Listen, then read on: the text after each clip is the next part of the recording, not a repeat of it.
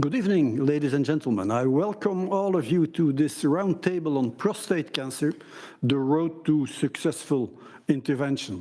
And I'm very happy to co-chair with Eamon Rogers from Galway in Ireland, a good friend of mine since years with the Irish Society of Urology and the EAU, who is the incoming chairman of our newborn patient office of the EAU. Eamon, very much welcome. And congratulations with your recent nomination. Thank you very much, Hein, and indeed for all your tremendous support to urology in Europe and indeed in Ireland also. This session is divided into 4 segments covering topics of awareness, education, and communication of prostate cancer, early detection of prostate cancer, active surveillance as treatment for prostate cancer, and the treatment of established prostate cancer. It's a unique session because we've gathered some of the principal stakeholders in a man's prostate cancer journey who are sitting today around a virtual table. So the format of the roundtable is that each guest speaker will respond to specific questions that we as the chairman will ask them concerning their individual topics. So without further ado, Hein, you could Thank you, Eamon. We're going to start with the session Awareness, Education and Communication. And it's my pleasure to introduce, I will call her Mrs. Clark or Alice. Alice is actually, I believe, originally from the United States. She has been living most part of her life in Paris, in France, and she's now a widow of a prostate cancer man that was diagnosed when he was 52. And my question to Alice would be, what did you know about PSA, about prostate cancer, before all this happened?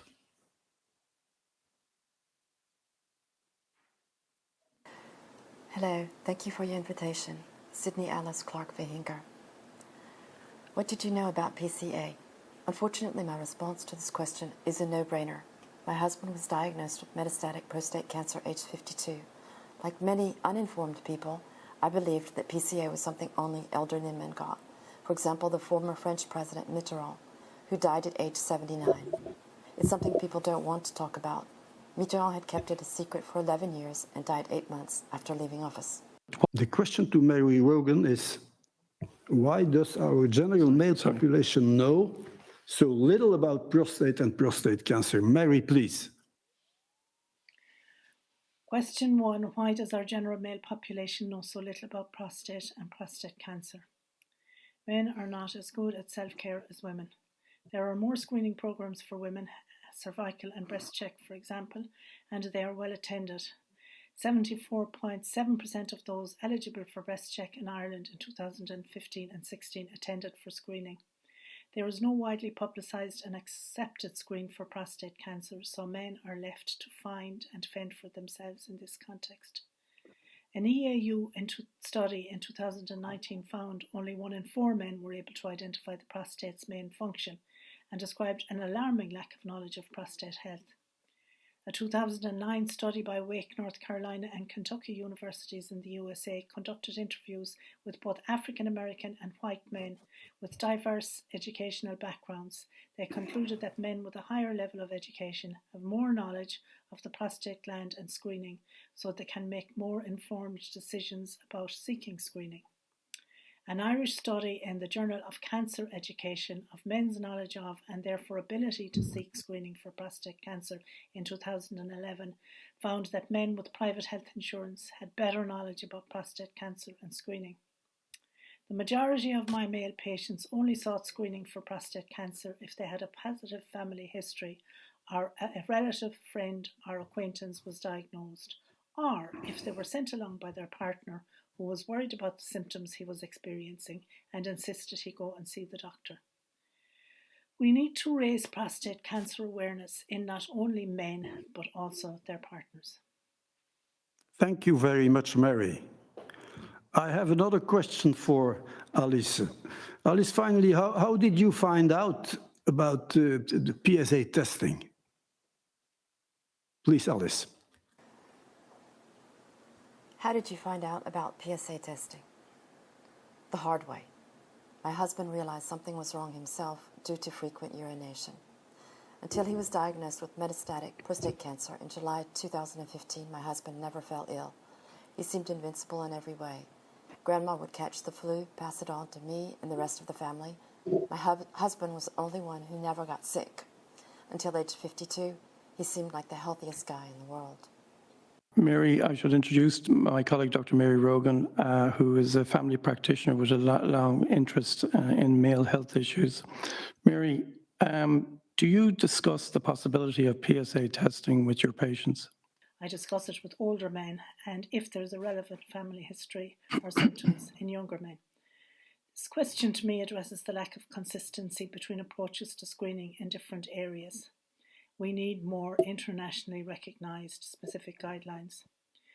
A joint Australian and UK general practitioner study showed a different approach by each, with Australians GPs much more likely to screen for PSA, as the general consensus seemed to be that their decision based on history and exam was sufficient, while UK GPs were less likely to offer PSA screening because the advice from their area seemed to proscribe PSA screening without any very specific limited reasons. As PSA testing rates depend on up-to-date research and guidelines, better advice and consistent attitudes from our healthcare systems and management are needed. A study on the prevalence of PSA screening among Irish GPs and the guidelines they use in order to decide who should be screened might inform more specific guidelines. A 2009 Irish study seems to advise that regular PSA testing was leading to an increase in diagnosis of prostate cancer and that this should be stopped, or was inadvisable. Meanwhile, we tried to cope with the anticipated increase in prostate cancer diagnosis following the fall-off in GP and hospital attendances during lockdown, while also advising that early diagnosis is the best way of reducing cases of advanced prostate cancer with all the human suffering and increased cost to the healthcare system which result from this. So while there are other tests than the PSA test, they're expensive and not available to everyone. Therefore, PSA testing is currently our best way of screening for prostate cancer, as it is simple, non-invasive and inexpensive. Thank you, Mary. Thank you, Mary, very clear. And we absolutely realize how important the role of GPs is when we want to install an early detection strategy. Alice, if you can tell us more about your communication with your primary physician. Answer: unprofessional and uninformed. When my husband did his first PSA test, it was thanks to him, not his general practitioner. His urinary issues were the clue for him to seek help. We live in Paris, and I looked up all the specialists I could find to help us decide what to do. Panic-stricken at the diagnosis of metastatic prostate cancer on the hip bone, an operation was clearly out of the question. We consulted several urologists who worked in teams. Given the option of chemotherapy or hormonotherapy, we ended up opting for the latter. July 2015. My husband's primary physician was as nice as he was inept. Initially, he failed to identify a serious health issue I had, and I stopped seeing him. Unfortunately, my husband stayed with this doctor, who did not react when my husband informed him about his increased urinary issues.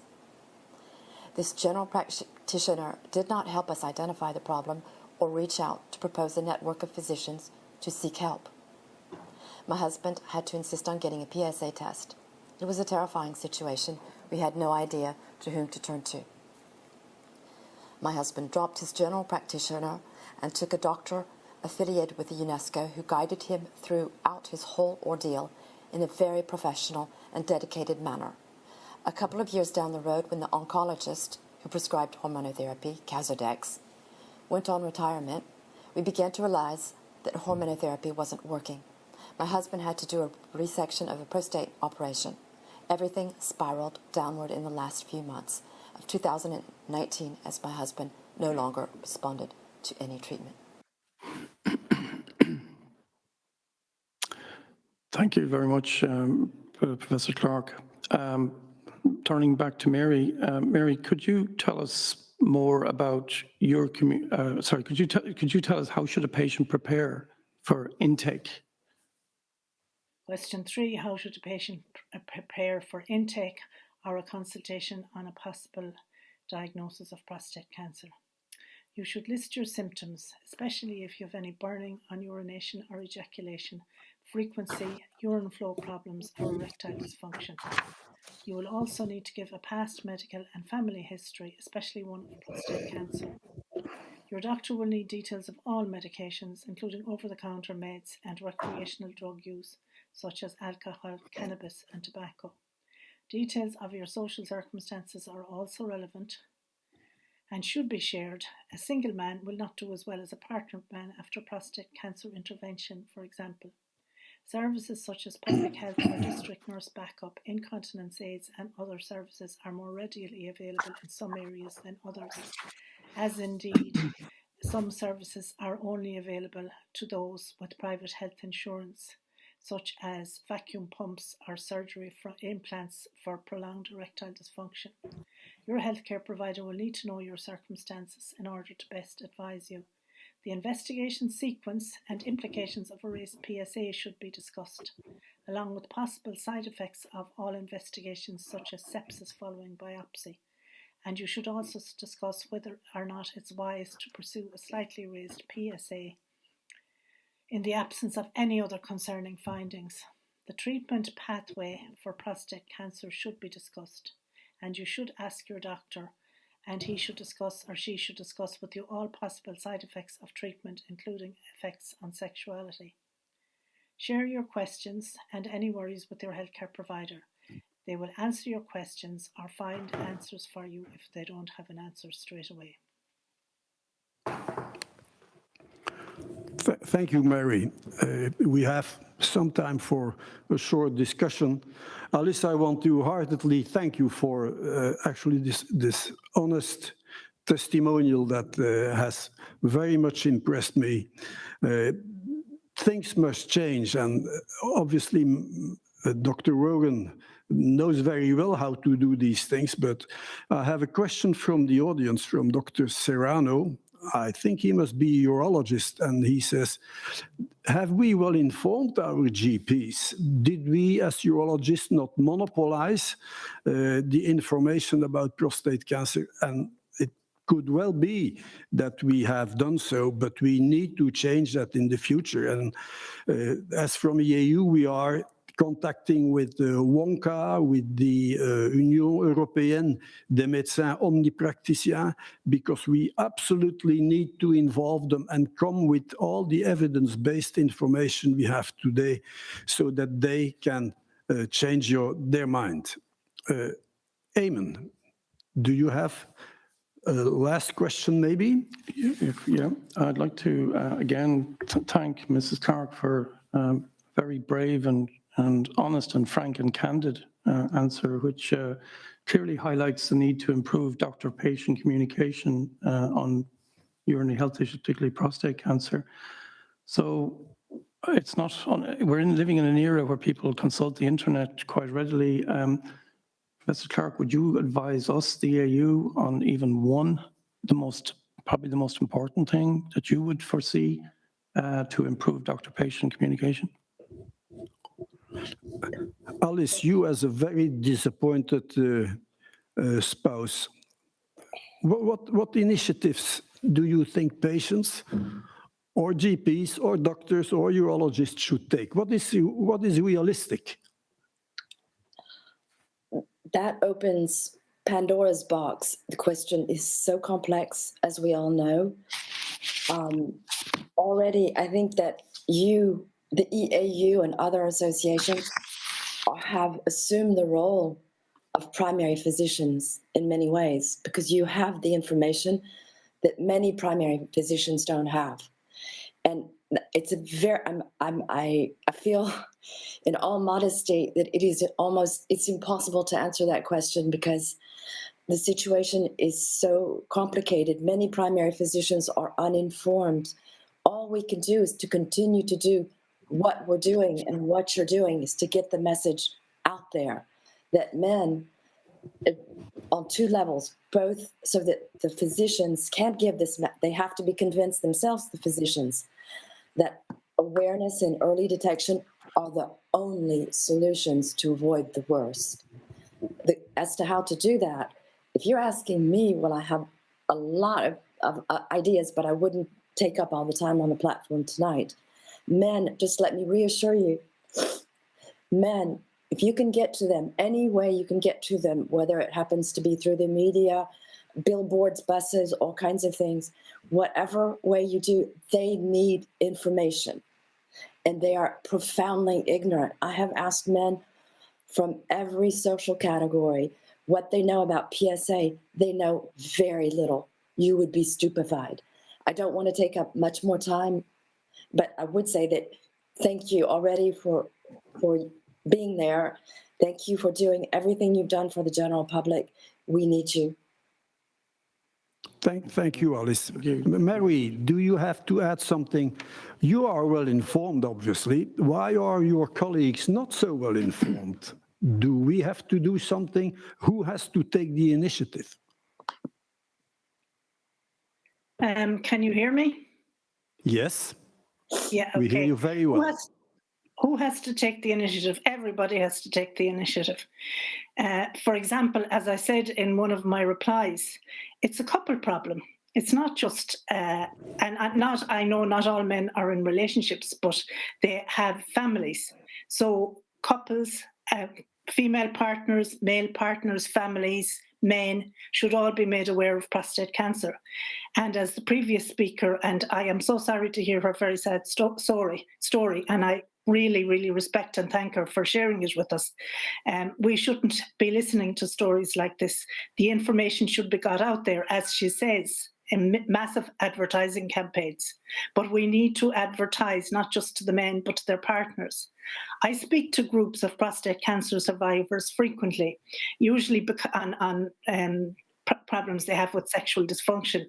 And they were all very keen, and they are all very keen, to do something to help publicise the reality and the existence of prostate cancer and the need for early diagnosis with their fellow men, but they have no way of doing it. So I think we need to spearhead a campaign that informs and that draws in volunteers who will help to increase this spread of this knowledge to people who need it.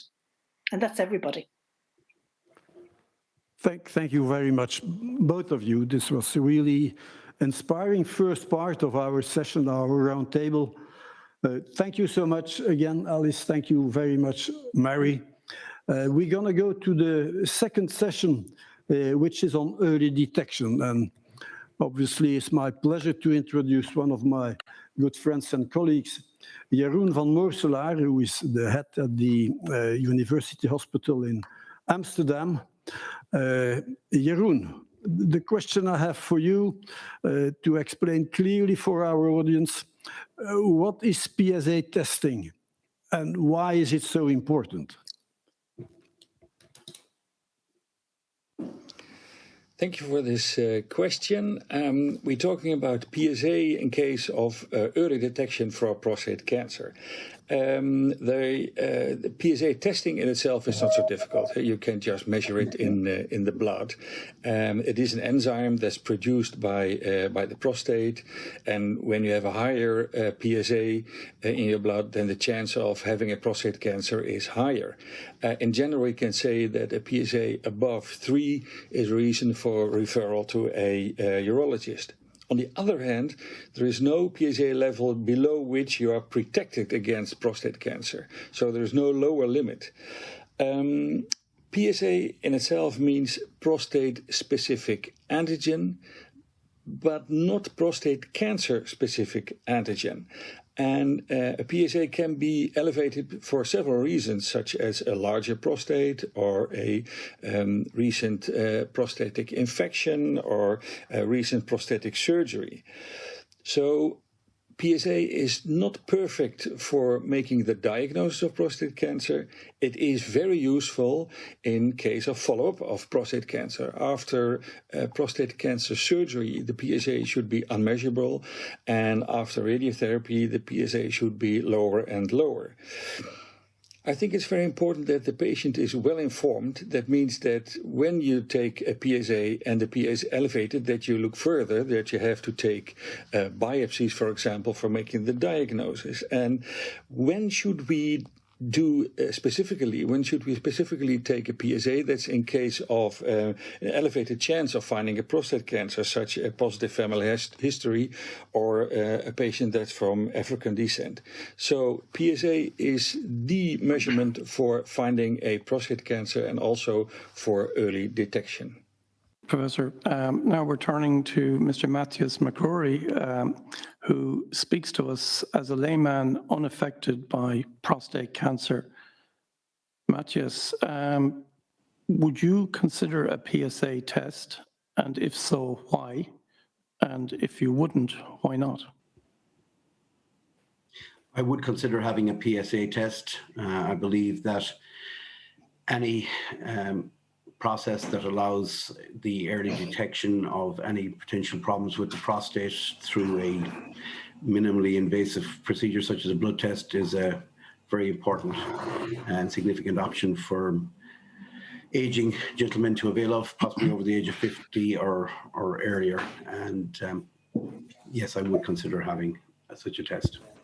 Thank you, Matthias. Now turning to another test that many people don't consider minimally invasive, and do you know what a digital rectal examination of the prostate is?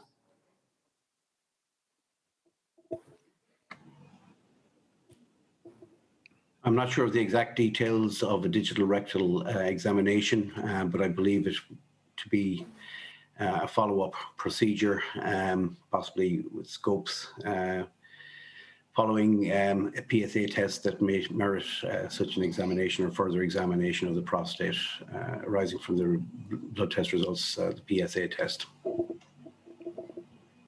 Would like to ask to Jeroen van Moorselaar again, if there is PSA to maybe detect prostate cancer early.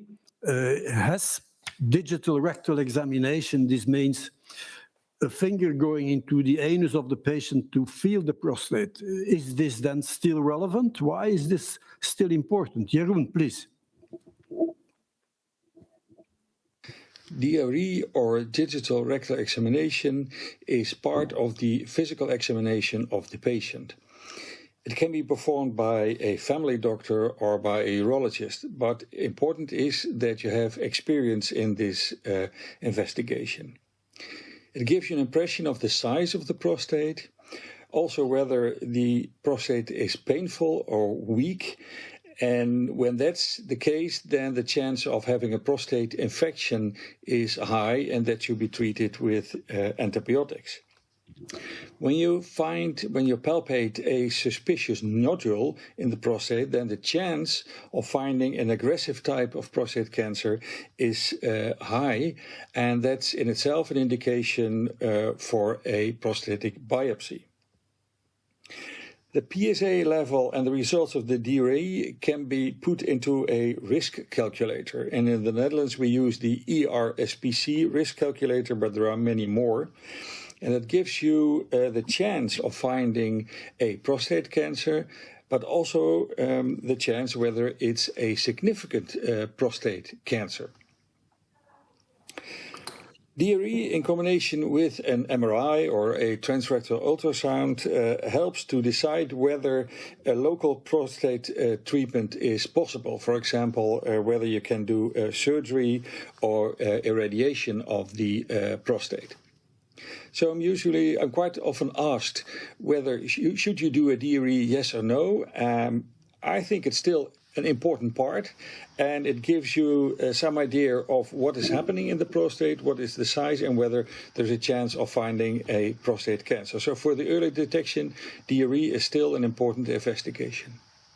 Thank you, Jeroen. I understand that if you, as a urologist or a GP, feels a prostate and the prostate is enlarged, the patient is then allowed to have a higher PSA, so it's not immediately suspicious. if the prostate is extremely painful, it might be that there is infection. So I indeed agree that it remains an important examination for prostate in general and for prostate cancer more particularly. Now, we have the aim to avoid too late detection of the disease. And Alice has very nicely illustrated, when it is too late, it is too late. You cannot cure, you have a bad quality of life. But can you highlight a little bit what are the financial consequences for our health insurances, for our national health services, between an early detected tumor or a too late detected tumor? Jeroen, please. Yeah, the financial consequences of early or late detection. And that's not an easy question, and it's a more or less a philosophical question. First of all, what kind of cost are we thinking of? Only cost for the patient or also the cost for society? And do we look at only medical costs or also the costs for losing your job, for example? First, early detection. There is a chance of over-diagnosis and over-treatment. So that means that we find too many patients that don't need the treatment, and we treat all these cases, then this gives high cost, for example, for radiotherapy or surgery. Also, the treatment in itself can give some complications or consequences, such as incontinence or erectile dysfunction, and the cost of diapers or medication can be quite high. On the other hand, the late detection, then there is a higher chance of finding patients with metastatic disease. And these patients we cannot cure anymore. And there are quite some high costs on these patients. For example, the newer medication is very expensive. And also hospital admissions for surgery or radiotherapy can be quite high. So that gives also high costs. What is the best? I think an intelligent screening, that might be the best. And what does it mean? That we look for patients with an elevated PSA, of course, and then use risk calculators and newer biomarkers or MRI to find these cases and to decide whether we should treat them or not, or to use active surveillance and then treat only the cases that really need the treatment. So altogether, there are a lot of costs, and intelligent screening might be the best option. Thank you, Professor Van Mussler. Turning to Matthias. Matthias, if you had gone to your doctor and you were told that your PSA test was abnormal, and that you would need further investigations, one of those investigations involves a biopsy, which can be, again, is an invasive procedure. Would you consider that, or would you prefer to adopt a watch and wait policy? Well, I think my natural instinct would be to err on the side of caution, but I suppose that I would require further information about what the biopsy entails. I suppose culturally men tend to be a little bit more reserved about any procedures in that regard. But I think ultimately I'd be undeterred that I'd be more cautious about the potential risks associated with the increased PSA levels, and I would agree to a biopsy, but I would want to find out more about what's involved before doing so. And speaking to you now, I'm not sure what would be involved in that procedure. Yeah. Thanks, Matthias. Again, need for more information, clearly. Thank you very much. Thank you, Matthias, and thank you, Jeroen. Thank you. Really enlightening. And let's go to the next session now. This is on active surveillance. Active surveillance meaning that you are diagnosed with prostate cancer, and then we are not going to do anything about it because we feel safe that it's not a harmful tumor. And I want to ask to the podium Dr. Lisa Morris. Is actually one of my pupils in Leuven. She has been trained in my center. And my question to Lisa would be, what is this active surveillance and when is it recommended as a treatment option? Because it's a management. Okay. Lisa, please. So active surveillance is an active and curative strategy for patients with prostate cancer who do not need immediate treatment but have a life expectancy of more than 10 years. Their follow-up consists of a strict and predefined schedule consisting of PSA testing every 3 months and later on every 6 months after 2 years, clinical investigation by means of a DRE, and a multiparametric MRI after 1 year and thereafter every 3 years with repeat biopsies based on this MRI. The aim is to minimize treatment-related toxicity without compromising their survival. To whom can it be recommended? So it's very important to know that we can only recommend it to fully informed, very well-informed and reliable patients who can adhere to strict follow-up schemes. If you look at literature, there are variable criteria, but there are some very good consensus groups and projects like PRIAS and the Detective Consensus who specified certain criteria. First of all, patients with low-risk prostate cancer who have a PSA below 10, a low clinical T-stage, T1C or T2A, and an ISUP group 1 should be treated with active surveillance. Also, favorable intermediate prostate cancer patients, they have an ISUP grade 2, but with favorable characteristics of a low PSA, clinical T-stage below T2A, and a low core involvement at biopsy should be recommended for active surveillance. It's important to evaluate their anxiety. If the patient is too anxious, there might be more suitable for active treatment. Finally, if there is an ISUP grade 3 disease or higher, or at histology, cribriform or intraductal carcinoma has been detected, these patients should not be treated with active surveillance. Now it's my pleasure to introduce Mr. Cosimo Pieri from Milan, who is a member of EAU Patient Advocacy Group, but is also a patient of prostate cancer currently on active surveillance. And Cosimo, if I could ask you, when you were diagnosed with prostate cancer, did you actually understand what was meant by active surveillance? Good evening. I am Cosimo Pieri. I am a prostate cancer active surveillance patient in Milano since 2017. My prostate cancer was diagnosed 3+3 grade 1, and my PSA was always around 1.3. The question I'm answering today is if I had a good understanding what active surveillance entails.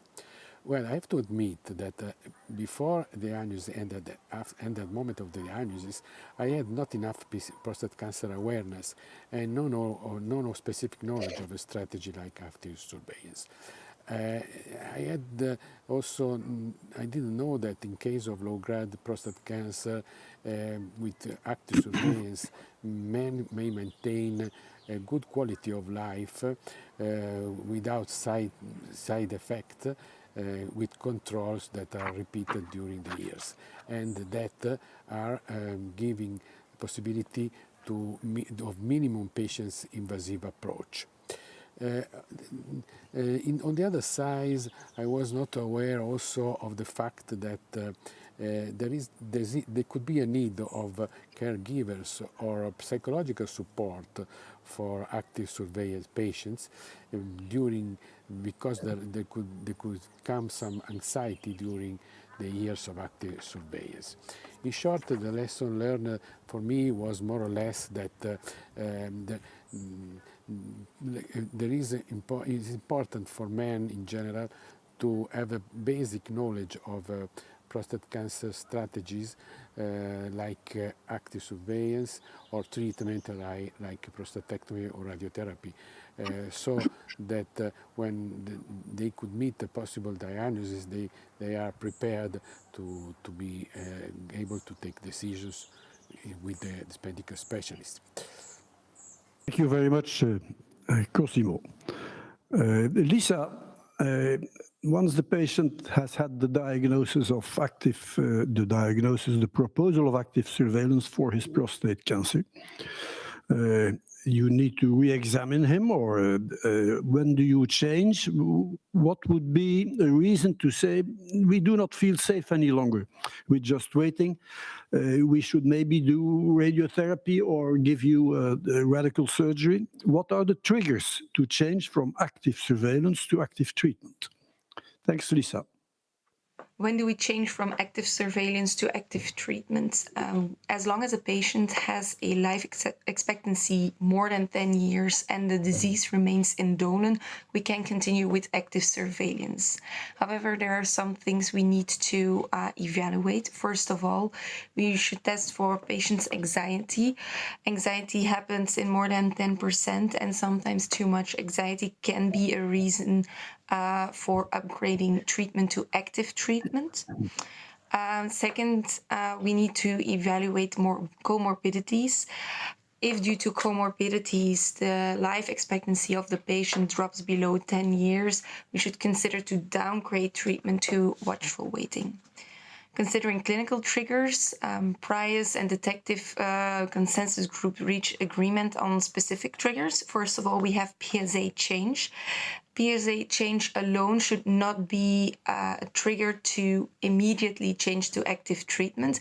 However, it should lead to further investigations by means of an MRI and repeat biopsies.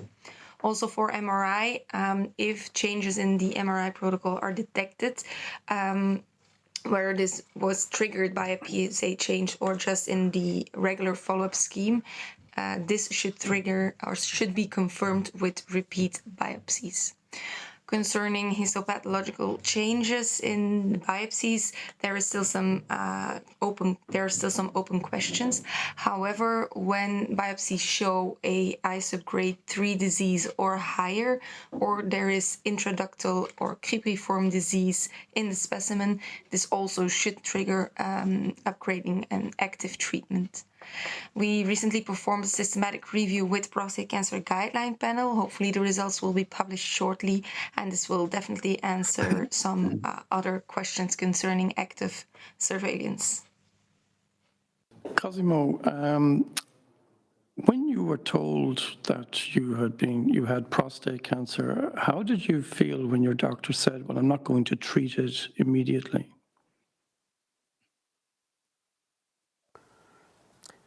How did it make me feel when my doctor proposed active surveillance? I have to say that it was a very good surprise for me. I was expecting something more hard, like prostatectomy or radiotherapy, due to my not enough knowledge about prostate cancer. Have we time for one or two questions in the discussion there? Doctor, We can go. urologist, used a multidisciplinary approach, really presenting me strategy and the treatment and the treatments in a way that was logical to decide with me, together with me, considering all the constraint and also the fact of the possible side effect. So my experience now is that men should be more aware and more knowledgeable about prostate cancer strategy and treatment. In case they can make a better decision with a specialist, if there is in the future a diagnosis of prostate cancer. Also, I have to say that it is important to fundamental to get significant information both from the technical side, so to know something more about strategy and treatment, and also from a psychological approach, as during the years of active surveillance there could be a need for more support for caregiver or psychological due to the fact that you can have some anxiety, especially between the years, and in particular the first year of the active surveillance. Thank you so much. Lisa, maybe, can you say again very clearly what is the difference between active surveillance and watchful waiting? For me, it's not treating, it's the same, no? So there is indeed a very big difference between the both of them. As I already said, active surveillance is still for patients who are considered curative, while watchful waiting is a more palliative setting. And these are so patients that are not deemed suitable for curative treatments. On average, these are patients with a low life expectancy and severe comorbidities who will mostly likely die from other causes than prostate cancer. However, this does not mean that we are left aside those patients. These patients are clinically watched for the development of local or systemic progression with disease-related complications. And these complications will be, of course, treated. This means that follow-up will be more patient-specific and depending on the development of symptoms of their disease. And the ultimate goal is, of course, to minimize disease-related toxicities and sustain or improve even their quality of life. This last part should be stressed if patients will be downgraded to watchful waiting. Thank you, Dr. Morris. Just before ending this session on active surveillance, mentioned a remark from a patient advocate, Mr. Millman. He's saying, I'm a long-time patient advocate and would love to talk to men and not use the term PSA, but better prostate blood test. And I think he's right, and we need to remember that whether he says PSA or PAS or ISP, it's a blood test that the man needs to undergo, and it's nothing else. So thank you, Lisa. Thank you, Cosimo. And I ask my co-chairman to get to the next session on treatment. Thank you, Hein. So it's my pleasure to introduce Professor Richard Wasserzuck, who's Professor of Professor Axel Merseburger, who is Professor of Urology in Lübeck in Germany. The question we have is, what is androgen deprivation therapy, and when is it recommended as a treatment option? Dear ladies and gentlemen, thank you for the invitation. My name is Axel Merseburger. I'm the chairman of the Department of Urology at Lübeck University. For the next couple minutes, my task was to define what is ADT and when is it recommended as a treatment option. ADT is still the mainstay of advanced prostate cancer treatment. Depending on the mode of action and the drug used, the goal is always to reduce the testosterone in the testosterone cycle within the male body. ADT can be done by surgical castration, like bilateral orchiectomy, which is only performed due to cost reasons nowadays, and more in vogue, more modern medical ADT with different mode of actions shown down below.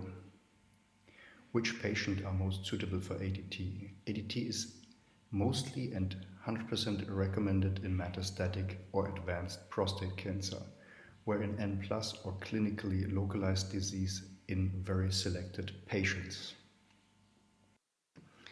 So in summary, ADT is still the main treatment backbone of advanced prostate cancer, which can prolong the disease progression of prostate cancer patients, estimated around 1 to 2 years in combination hormone therapy, even up to 4 to 5 years.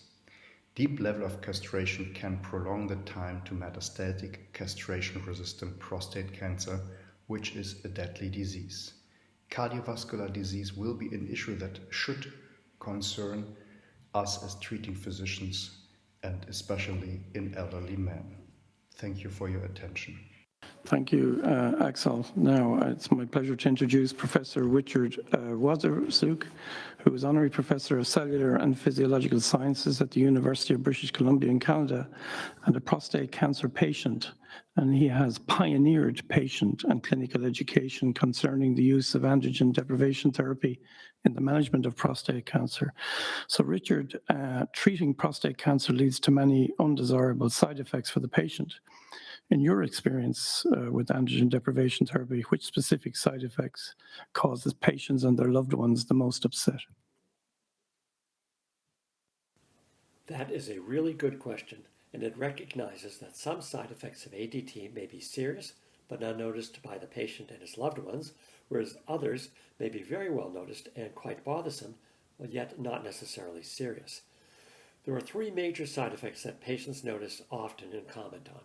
These are hot flushes, which occur in most but not all patients, fatigue, and the loss of sexual interest in erections.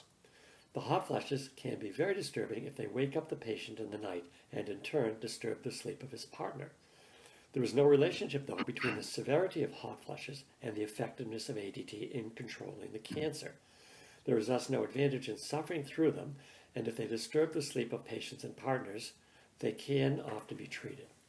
Mental fatigue can be due to other causes than just ADT and is often severe for patients on ADT in combination with some of the newer and more powerful drugs. Loss of sexual function and desire can be particularly bothersome for younger patients who are more sexually active, but perhaps less bothersome for older patients who are less sexually active. But the loss can be felt by the partners if the patients emotionally abandon them completely. In addition to all that, the standard drugs used for ADT can increase the emotionality of patients, often experienced as spontaneous tearfulness, depression, weight gained as fat, loss of muscle mass, and can challenge some aspects of mental processing. Many of these changes may not get noticed by the patients themselves, but can be distressful for the people they live with them, because they notice them even if the patient doesn't. It helps for not only the patients to know about the potential side effects of ADT, but also for those who live with them to know them as well. Importantly, being physically active can help reduce many of these more bothersome side effects. Thank you, Richard. Thank you, Mr. Wasserzucker. I come back to Axel Merseburger. There is side effects. Are patients well informed about it? Do you address when you discuss with your patient that there is cardiovascular risks when he starts on hormonal treatment, androgen deprivation? Do you discuss it with them, and to what extent? Do you send them to a cardiologist? Please, Axel. My second task was to answer the question if I address ADT-related cardiovascular risk and other frequent comorbidities with my patient, and if so, to what. Little recognized is that cardiovascular disease is the second most common cause of death in men with prostate cancer.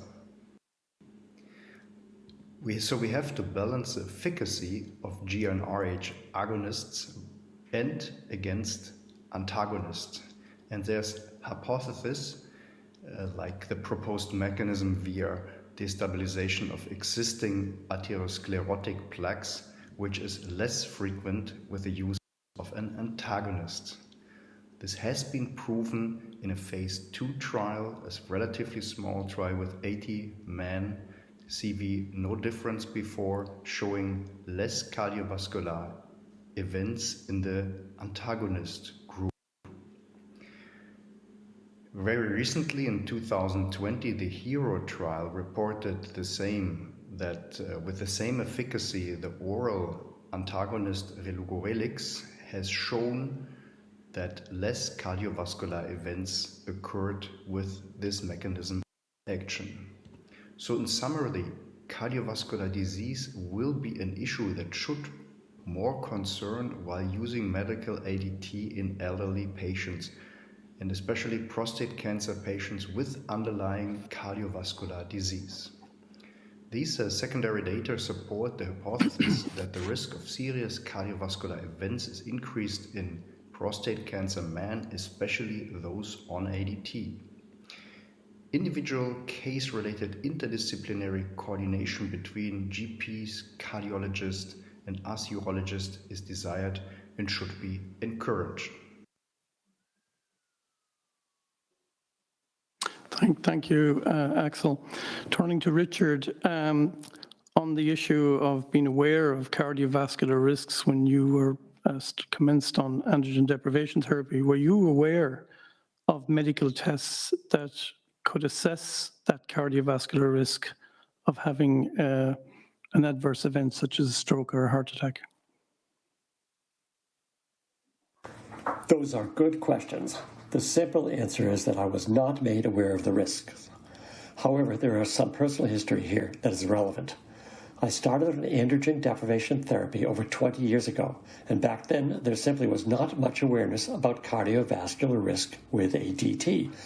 We have learned a lot since then, and there is no question that this is an issue that patients starting on ADT should be aware of. I feel strongly that any patient starting on ADT should have a cardiovascular health assessment. That said, I am based in Canada, where men are encouraged to have PSA tests on a regular basis.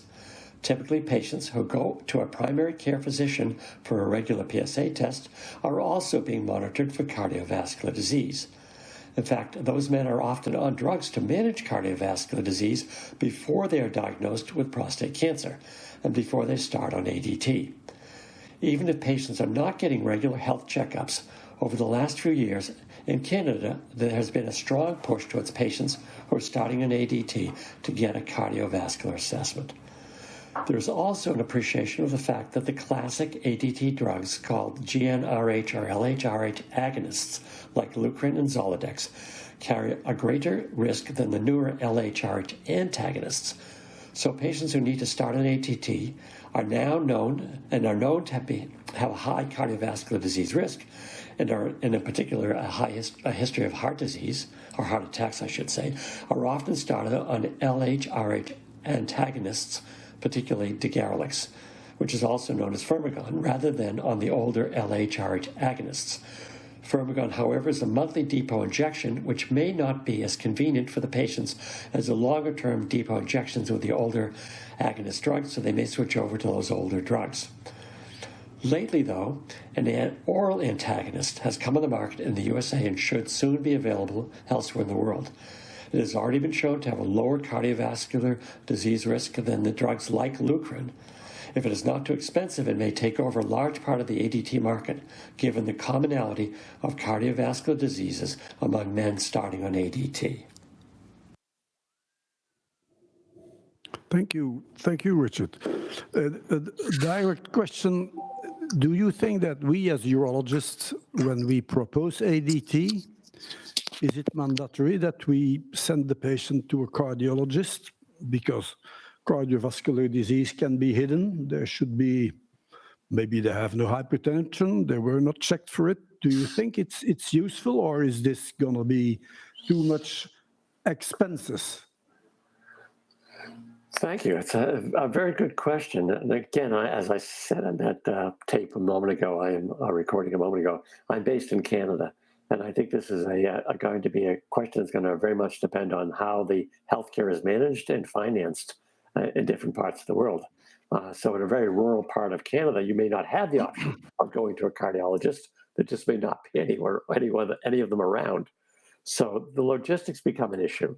But if somebody is an incredibly athletic person in their early 50s without any family history or clear risk factors, they should perhaps, I would say, be informed of the potential and be willing to monitor it. They certainly, if they go on the drugs, there's a risk of changes in their triglycerides, a shift towards what is called metabolic syndrome. And if they're showing any of those signs, then the cardiovascular risk has increased greatly. So I would say that a person who already has clear risks, absolutely, cardiological assessment would be in order. Someone who looks otherwise completely healthy, then it needs to be watched, and they need to be at least informed and given the option of seeking a cardiac assessment if it is financially and logistically possible. Thank you, Richard. Axel, just turning to your experience there, an excellent talk. I mean, if you have a patient who needs androgen deprivation therapy and is known to have had a heart attack, do you pick one form of androgen deprivation therapy over another? Do you favor one form? Muted. We don't hear you. Axel, can't hear you. Axel, sorry, can't hear you. We don't hear you. So you can hear me now? Is it better? Yes, okay. Axel, yeah, thank you. Sorry about that. So congratulations to this roundtable, Hein and Emmons. So I think it is very well invested to have a multimodal approach. And personally, with a man with a risk of ADT and cardiovascular risk factors or heart attack, stroke, I send them all to the cardiologist. Sometimes when they have a well-informed internal medicine GP, this might be enough, but multidisciplinary approach is very well invested. And I would start with the antagonist, because we have phase 3 data, prospective clinical trial. And in those men with high risk, I think an antagonist is the right way to start. You might switch later on to an agonist when everything is stabilized, and we are treating men within their 70s, and with all the event of intensification, as we have learned from today's session at EAU 2021, with drug-drug interaction, bone health, and all these aspects, I think it's very important that it's not just the job of us urologists. It needs to be MDT decision and best invest in all those opinions in order to really tailor the treatment for the patient. That would be my answer. Thanks, Hein. Thanks, Emmons, for this great roundtable discussion here. Axel, thank you. Just one more question. What is the impact of surgical castration on cardiovascular disease and mortality? Well, from my perspective and all we know from the evidence, it's the same as medical castration, so no difference here. Has it been shown that it's equal, less good than antagonists? Well, it hasn't been investigated in large clinical trials, mainly because of the reason that since we have medical castration reversibility and not having the risk of a surgical and this bilateral orchiectomy is not really in favor by the man, but we can hear Richard to this topic. So it hasn't been in vogue since the last 30 years, so there haven't been any trials comparing the antagonist against bilateral orchiectomy, honestly. Thanks, Axel. So, what a powerful session. There's one remark from the audience, that we have not discussed diabetes and osteoporosis, that we could have mentioned as impacting factors as well. Thank you for that remark, for completing. And I leave to Eamon to close the session. Richard, do I see your finger rising? Well, those are additional risks. Yes, these drugs, ADT, bring on not just a risk of serious cardiovascular disease, particularly heart attacks and stroke, but diabetes is in there, and osteoporosis. So indeed, any patients who go on ADT need to be continually monitored for exactly those risks. Thanks, okay, thanks, Richard. Hein has given me the honor to close. That was a powerful session, and it is wonderful to listen to patients and healthcare professionals sitting around the same table, even if it's virtual, and discussing aspects of prostate cancer management. It's another milestone for the EAU's policy of engaging and empowering patients. We've heard the good and the bad. It's been candid, frank, and there are the good and the bad of how we currently intervene. We're learning how we should intervene to manage prostate cancer to the satisfaction of patients. So there are many lessons here for urologists, how to communicate better, how to educate better, and inform patients better as they journey through prostate cancer. And as Professor Clark said, this is a significant challenge, but we've got to persevere, and I want to thank her for that encouragement to persevere. So we're challenged in the EAU, but clearly we should continue on this journey. We also need to, another factor here is wellness. We focus on disease, but clearly from some of our speakers are taking, it's obvious we don't communicate what a digital rectal examination is. We've been told quite already that the use of a PSA blood test is confusing. It's the prostate blood test. So it's an essential component of integrated healthcare, and we in the EAU need to educate healthy men on protecting their urinary health, which is just as important. So in closing, I just want to thank some people. I would like to thank Ferring Pharmaceuticals, whose sponsorship have made this session possible. I want to thank a number of EAU colleagues, our working group on patient information, Andrea and Patricia in patient information, and our senior coordinator in patient information, Esther Rubin, whose tireless work have made this session possible. I want to thank my core chairman, Professor Hein van Poppel, who has pioneered patient empowerment and patient-centered care, not only in the EAU, but also throughout Europe. And as we've seen from the many excellent patient presentations today, that vision has been realized. But finally, I want to sincerely thank you, the speakers. You have selflessly given your time to contribute to this session, and it has been, the word is we must listen, and I hope you will be back and we will listen again.